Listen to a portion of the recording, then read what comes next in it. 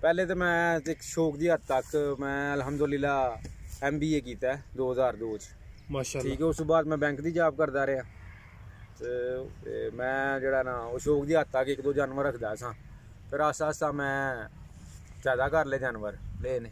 इसलिए मेरे को तकरीबन 50+ यानी कि 50 के करीब जानवर ने। अस्सलाम वालेकुम। वालेकुम सलाम जी। प्यारे भाई जनाब दा की नाम है? मेरा नाम जी मोहम्मद इमरान है।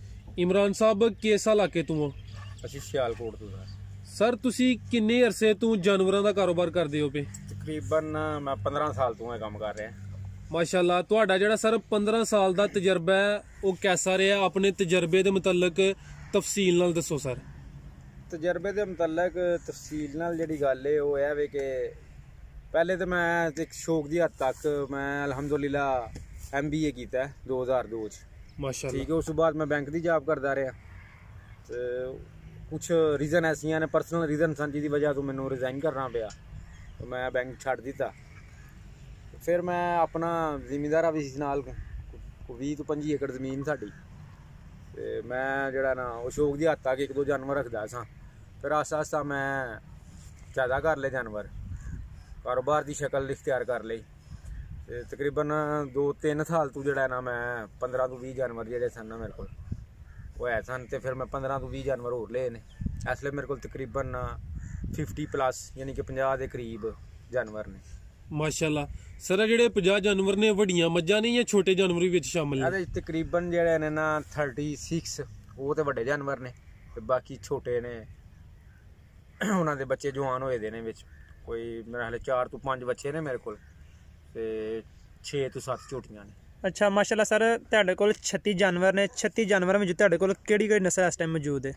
ਮੇਰੇ ਕੋਲ ਤਕਰੀਬਨ ਮੁxtਲਿਫ ਨਸਲਾਂ ਨੇ। ਨਸਲ ਦੇ ਮੁਤਾਬਕ ਜਿਹੜੇ ਨਾ ਉਹ ਕੁਛ ਨੀਲੀ ਰਾਵੀ ਪਿਓਰ ਤੇ ਕਹਿ ਨਹੀਂ ਸਕਦੇ, ਠੀਕ ਹੈ ਤੇ ਲੇਕਿਨ ਕ੍ਰਾਸ ਵਿੱਚ ਇਹਨੇ ਪਿਓਰ ਨਸਲ ਬਹੁਤ ਕਮ ਜਿਹੜੀ ਹੈ ਨਾ ਸਾਡੇ ਇੱਧਰ ਸਿਆਲਕੋਟ 'ਚ ਪਾਈ ਜਾਂਦੀ ਹੈ, ਜਿਹੜੀ ਨਸਲ ਜਾਨਵਰਾਂ ਦੀ ਜਿਹੜੀ ਪਿਓਰ ਜਿਹਨੂੰ ਕਹਿੰਦੇ ਨੇ।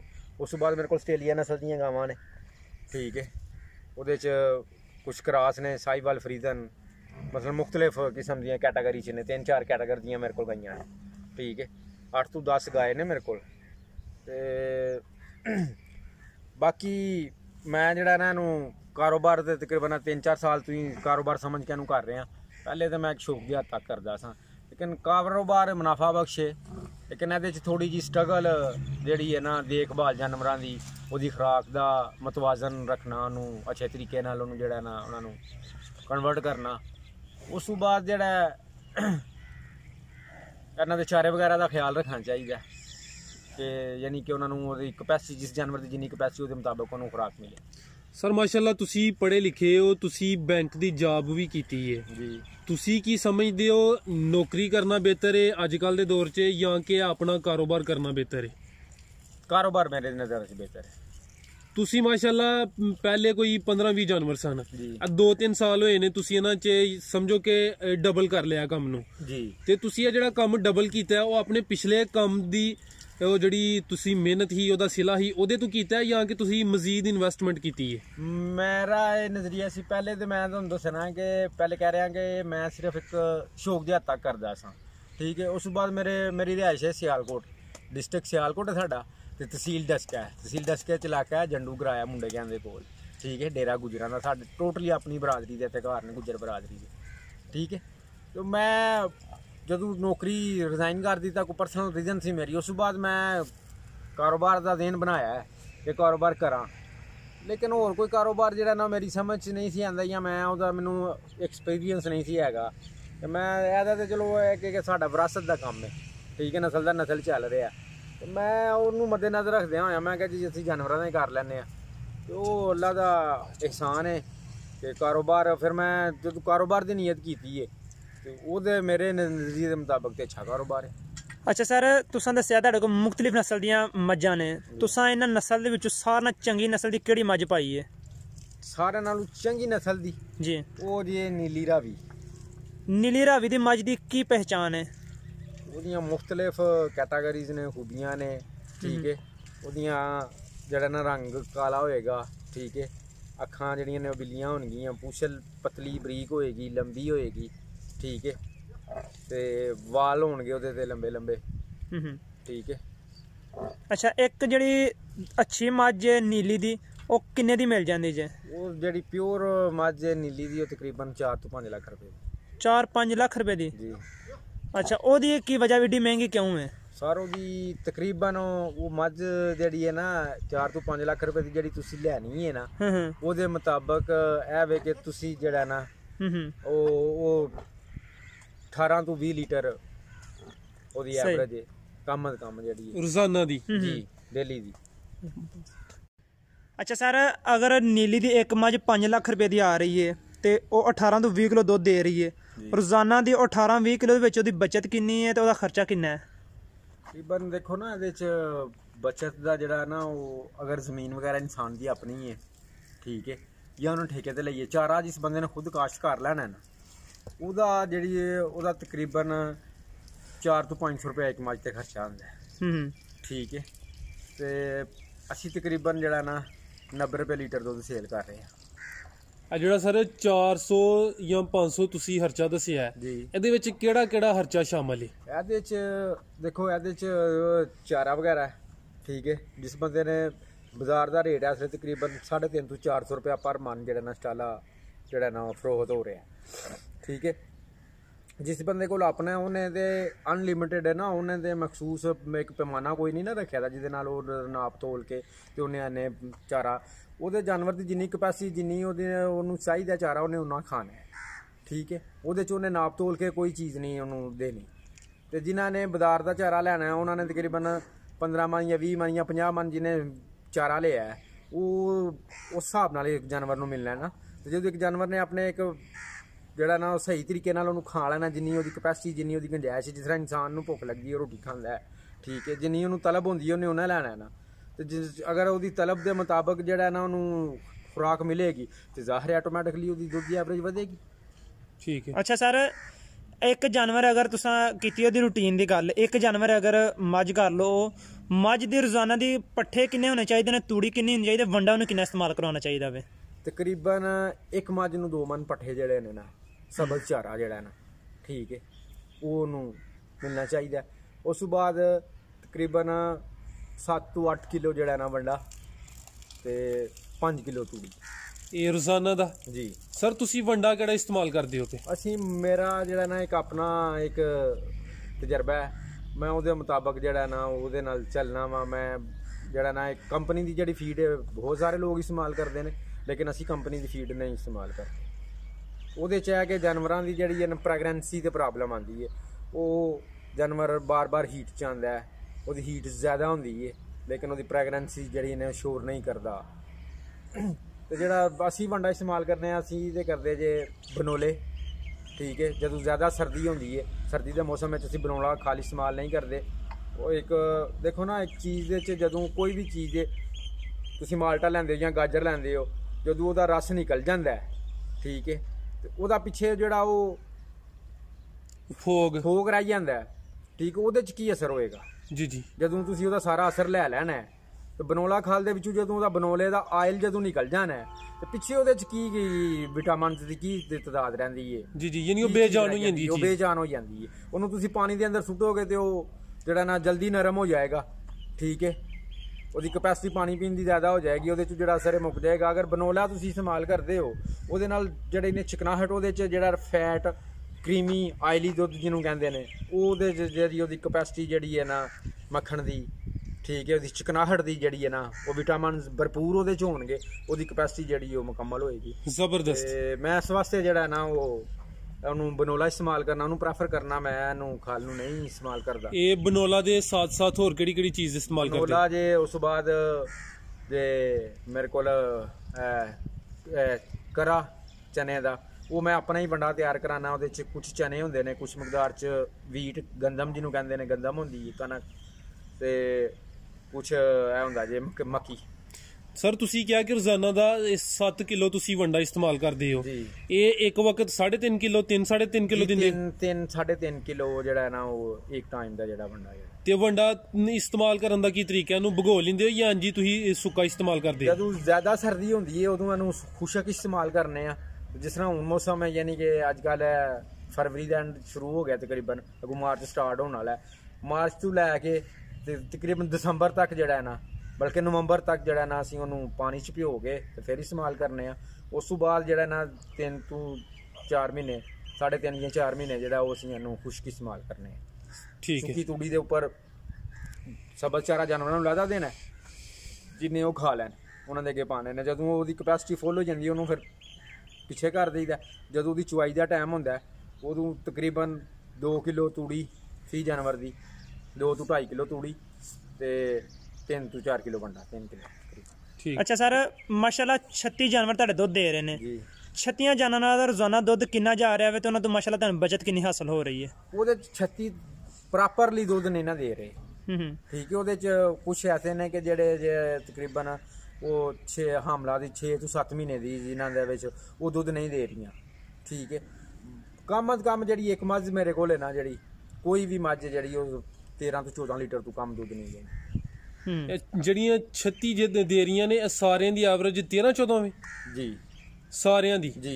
ਤੇ ਰੋਜ਼ਾਨਾ ਦਾ ਕਿੰਨਾ ਦੁੱਧ ਹੋ ਜਾਂਦਾ? ਰੋਜ਼ਾਨਾ ਦਾ 36 ਟੋਟਲ ਨਹੀਂ। ਮੈਂ ਪਹਿਲੇ ਵੀ ਕਿਹਾ ਤੁਹਾਨੂੰ ਕਿ ਦੁੱਧ 36 ਭੈਂਸਾਂ ਪੂਰੀਆਂ ਮੁਕੰਮਲ ਦੁੱਧ ਨਹੀਂ ਦੇ ਰਹੀਆਂ। ਉਹਨਾਂ 'ਚ ਕੁਛ ਹੈ ਨੇ ਕਿ ਜਿਨ੍ਹਾਂ ਨੂੰ ਤਕਰੀਬਨ ਪ੍ਰੈਗਨੈਂਸੀ ਹੋਇਆ 6 ਤੋਂ 7 ਮਹੀਨੇ ਹੋ ਗਏ ਨੇ। ਅੱਛਾ ਅੱਛਾ। ਉਹ ਕਿਸੇ ਟਾਈਮ ਇੱਕ ਟਾਈਮ ਦੁੱਧ ਦਿੰਦੀਆਂ ਨੇ, ਇੱਕ ਟਾਈਮ ਨਹੀਂ ਦਿੰਦੀਆਂ। ਠੀਕ ਹੈ।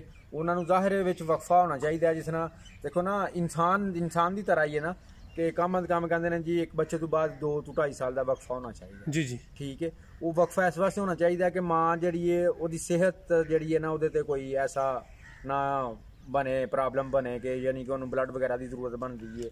ਜਦੋਂ ਮਸਲਾਂ ਨੂੰ ਪ੍ਰੈਗਨੈਂਸੀ ਦਾ ਡਿਲੀਵਰੀ ਦਾ ਟਾਈਮ ਆਉਂਦਾ ਤੇ ਡਾਕਟਰ ਕਹਿੰਦੇ ਨੇ ਕਿ ਜੀ ਇਹ ਕਮਜ਼ੋਰ ਹੈ ਤੇ ਇਹਨੂੰ ਜਿਹੜਾ ਖੂਨ ਚਾਹੀਦਾ।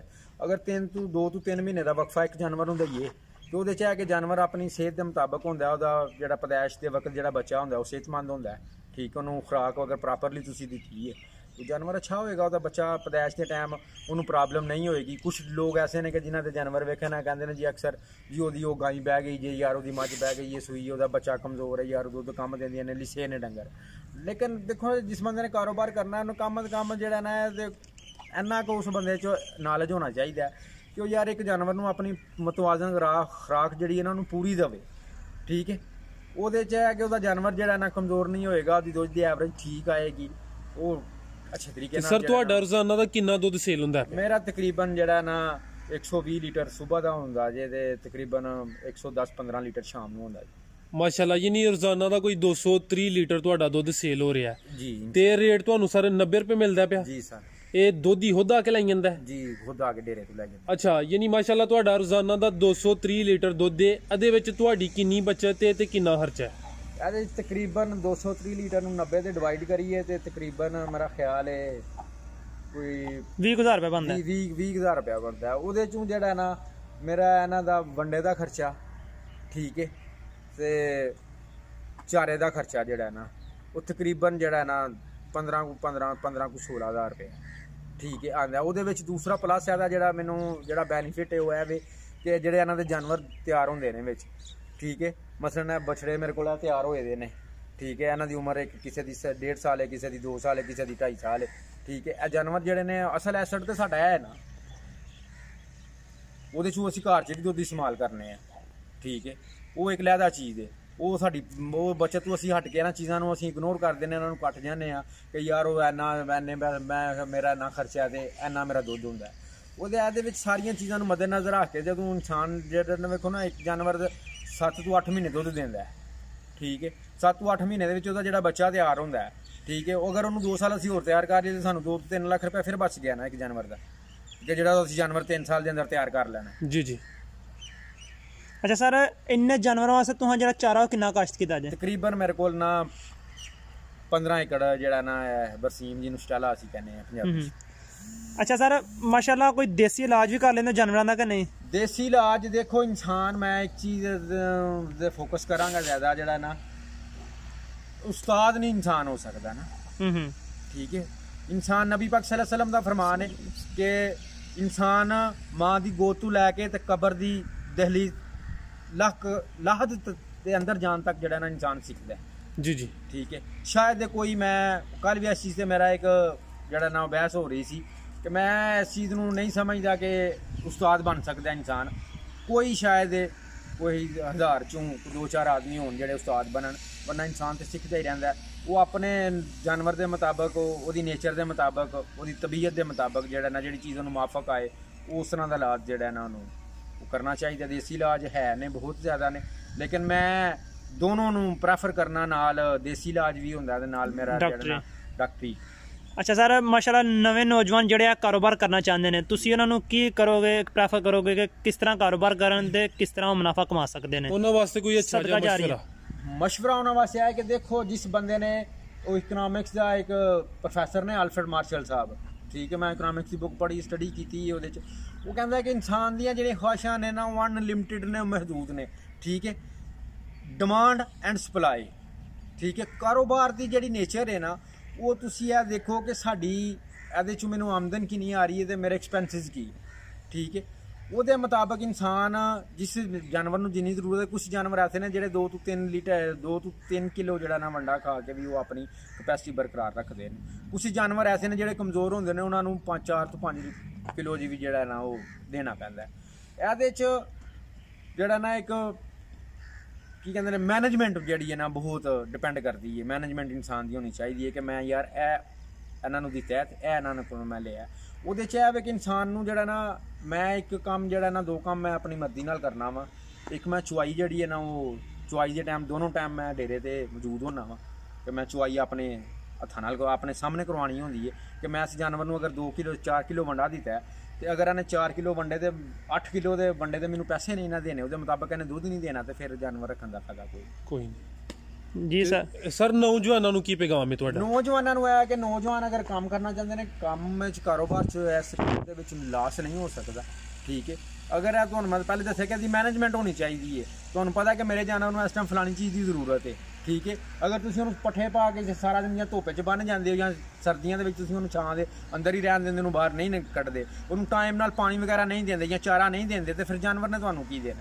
ਉਹਦੇ 'ਚ ਹੈ ਕਿ ਅਗਰ ਕੋਈ ਵੀ ਬੰਦਾ ਜਿਹੜਾ ਨਾ ਕਾਰੋਬਾਰ ਨੂੰ ਕਰਨਾ ਚਾਹੁੰਦਾ, ਅਗਰ ਉਹ ਇਹਦੇ 'ਤੇ ਉਹ ਖਵਾਹਿਸ਼ ਆਪਣਾ ਇਜ਼ਹਾਰ ਕਰਦਾ ਕਿ ਯਾਰ ਮੈਂ ਜਾਨਵਰ ਰੱਖਣਾ ਚਾਹੁੰਦਾ ਵਾ, ਉਹਦੇ ਵਾਸਤੇ ਉਹਨੂੰ ਜਿਹੜਾ ਨਾ ਉਹ ਮੈਨੇਜਮੈਂਟ ਜਿਹੜੀ ਹੈ ਉਹ ਇਹਨੂੰ ਪ੍ਰੈਫਰ ਕਰਨਾ ਚਾਹੀਦਾ ਤੇ ਲਾਜ਼ਮੀ ਫੋਕਸ ਕਰਨਾ ਚਾਹੀਦਾ ਕਿ ਯਾਰ ਜਿਹੜਾ ਨਾ ਮੇਰਾ, ਅਗਰ ਮੈਂ ਇਹਨੂੰ ਪਾਣੀ ਟਾਈਮ ਨਾਲ ਦੇਵਾਂਗਾ, ਇਹਨੂੰ ਚਾਰਾ ਟਾਈਮ ਨਾਲ ਦੇਵਾਂਗਾ, ਤਾਂ ਖਾਣੇ ਦਾ ਖਿਆਲ ਰੱਖਾਂਗਾ, ਇਹਦੀ ਜਗ੍ਹਾ ਸੁੱਕੀ ਹੋਣੀ ਚਾਹੀਦੀ ਹੈ, ਕੱਚੀ ਹੋਣੀ ਚਾਹੀਦੀ ਹੈ, ਜਿਹੜਾ ਹੈ ਨਾ ਸਾਫ਼ ਸੁਥਰਾ ਹੋਣਾ ਚਾਹੀਦਾ, ਤੇ ਉਹਦੇ ਮੁਤਾਬਕ ਜਿਹੜਾ ਨਾ ਇਨਸਾਨ ਇਨਸ਼ਾਅੱਲਾ ਇਹ ਮੁਨਾਫਾ ਬਖਸ਼ ਪ੍ਰੋਫਿਟ ਵਾਲਾ ਕਾਰੋਬਾਰ ਹੈ, ਲਾਸ ਵਾਲਾ ਨਹੀਂ।